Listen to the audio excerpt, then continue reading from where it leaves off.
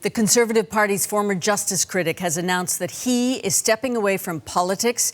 Ontario MP Larry Brock says he'll be resigning next month and he's returning to his role as a prosecutor. Brock's departure is another blow to the Conservative backbench. He is the 7th MP to leave the Conservative Party since the election in 2025. 4 of those MPs crossed the floor to join the Liberals. The vacancy will, of course, trigger a by-election in the Ontario riding of Brantford, Brant South, Six Nations. And as Megan Fitzpatrick tells us, it's just one of several seats that still need to be filled.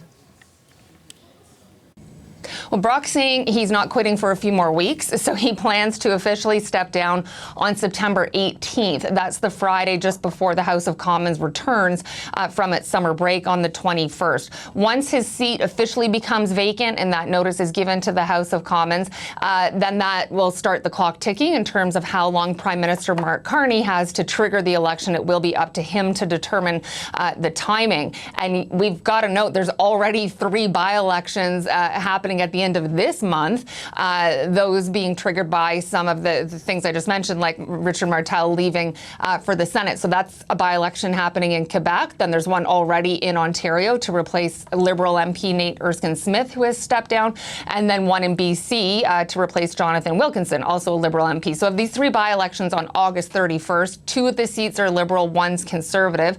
A lot riding on these by-elections, especially for the Liberals, who are trying to maintain and build on the very thin majority that they have right now. In terms of Brock's riding, Susan, well, when he won last year's election, he won it by about 7,400 votes. The Liberals finished second. And as I said, he won it in 2021. The boundaries changed for the 2025 election, so slightly different riding boundaries. But there'll be a lot of voting for people, some Canadians coming up with those 3 by-elections on August 31st. There will be one triggered by that Conservative MP who will quit on August 31st in Saskatchewan.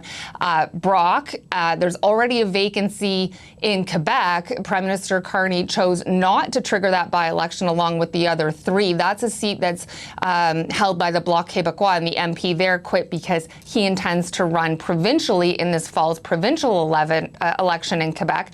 And that's the same reason why Alexandre Boularice plans on stepping down as well. He was an NDP MP who plans on running provincially. He has not quit his seat yet. He will do that when the election is called in Quebec. So that will be a by-election too, Susan. So a lot of by-elections coming up. And that means for the parties, they have to start getting candidates in place, fundraising in place, and volunteers in place, and all of those things that go along with these by-elections.